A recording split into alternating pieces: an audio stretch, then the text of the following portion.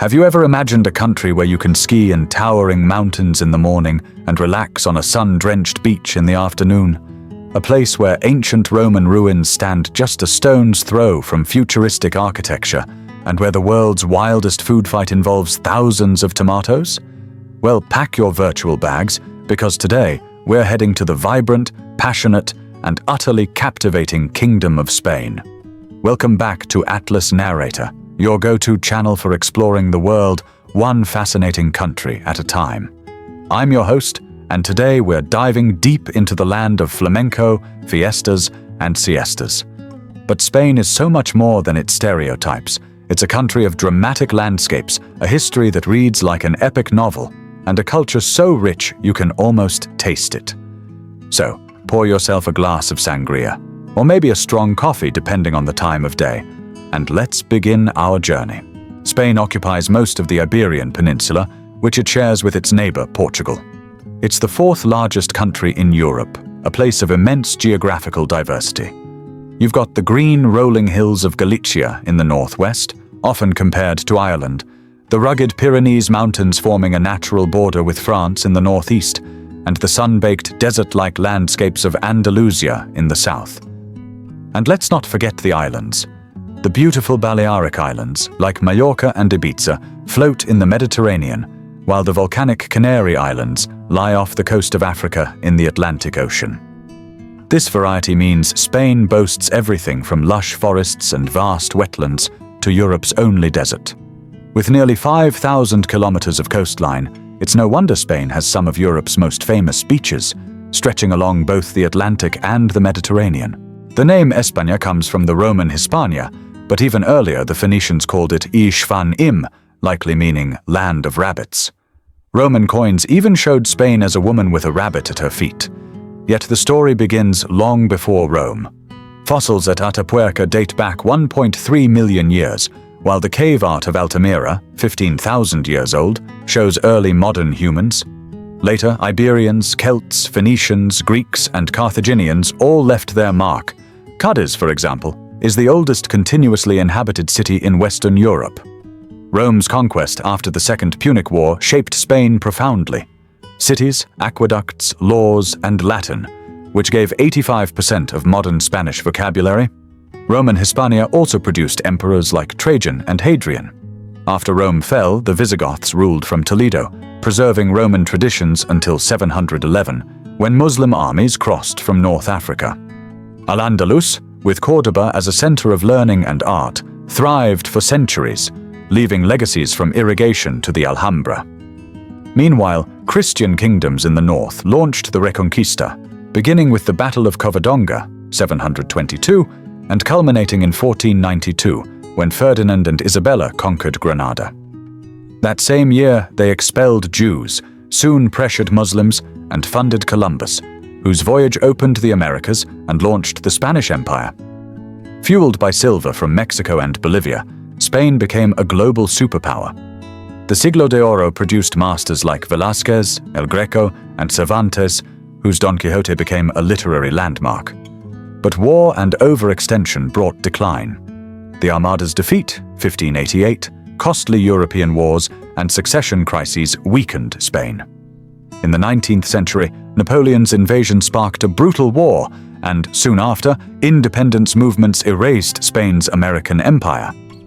By 1898, the loss of Cuba, Puerto Rico, and the Philippines marked the disaster. The 20th century was no calmer. The monarchy fell in 1931, but political polarization led to the Spanish Civil War, 1936 to 1939, won by Franco with Nazi and fascist support. His dictatorship kept Spain isolated, but brought economic growth in the 1960s. After his death in 1975, King Juan Carlos surprised the world by restoring democracy. The 1978 constitution made Spain a parliamentary monarchy, and entry into NATO and the EU marked its full return to the global stage. Today, Spain is a modern, developed country with a high quality of life. It's a land of vibrant cities and diverse regions, each with a strong identity. In fact, Spain's political structure is one of the most decentralized in Europe.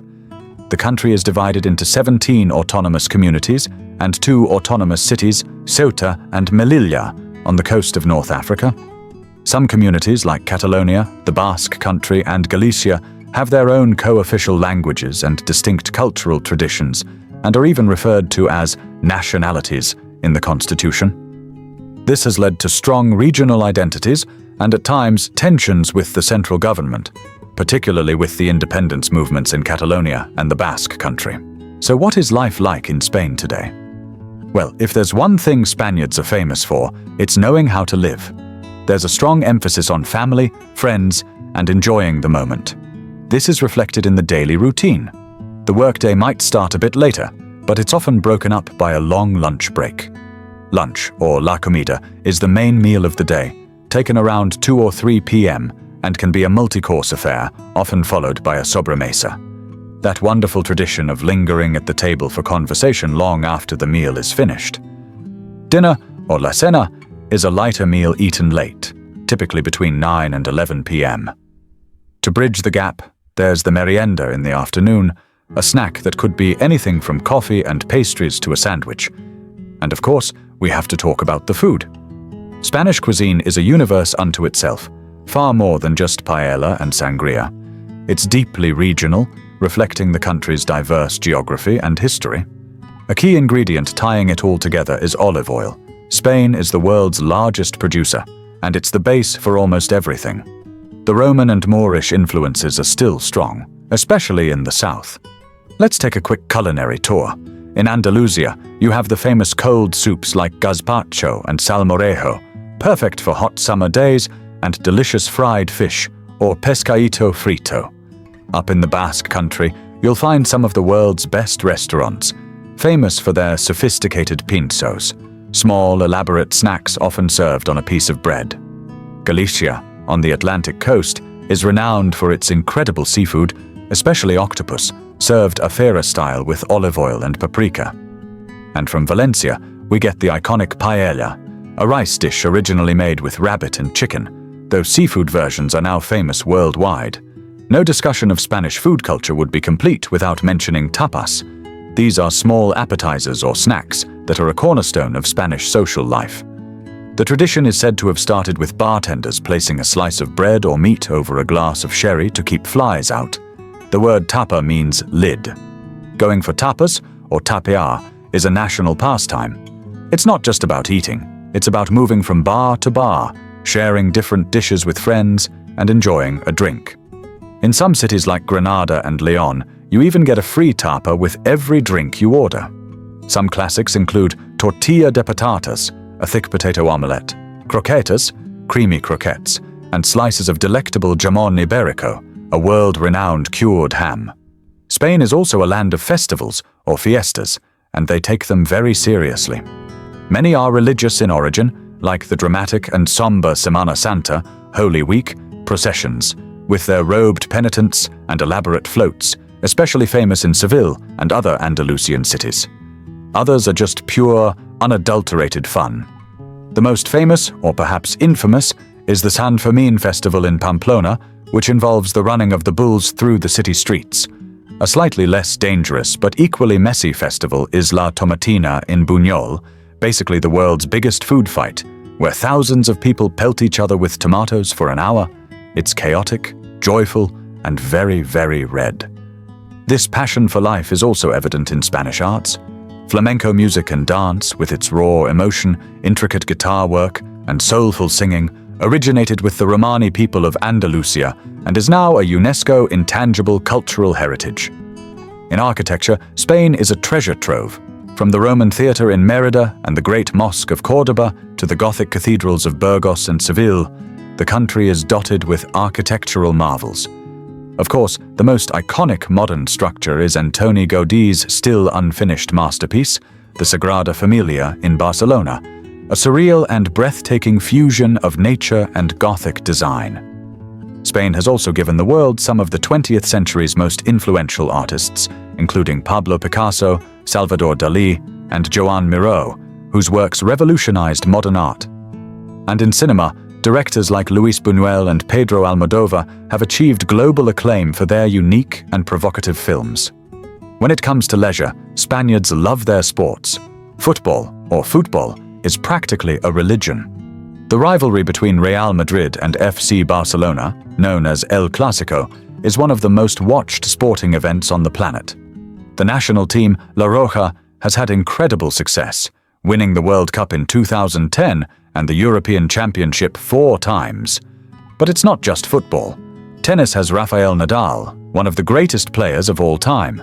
Basketball is hugely popular, with several Spaniards starring in the NBA, and motorsports have champions like Fernando Alonso in Formula One. From its prehistoric caves to its bustling modern cities, its fiery festivals to its quiet olive groves, Spain is a country of incredible depth and contrast. It's a place where history is alive in the streets, where art and life are intertwined, and where every meal is a celebration. It's a nation that has shaped the world through its empire, its language, and its culture, and continues to captivate visitors with its beauty, passion, and spirit. It's a country that tastes of sunshine, sounds like a flamenco guitar, and feels like a warm embrace. And that's our journey through Spain for today. I hope you've enjoyed this whirlwind tour of one of Europe's most enchanting destinations. What's your favorite thing about Spain? A landmark you'd love to visit, a food you're dying to try, or maybe a historical period that fascinates you?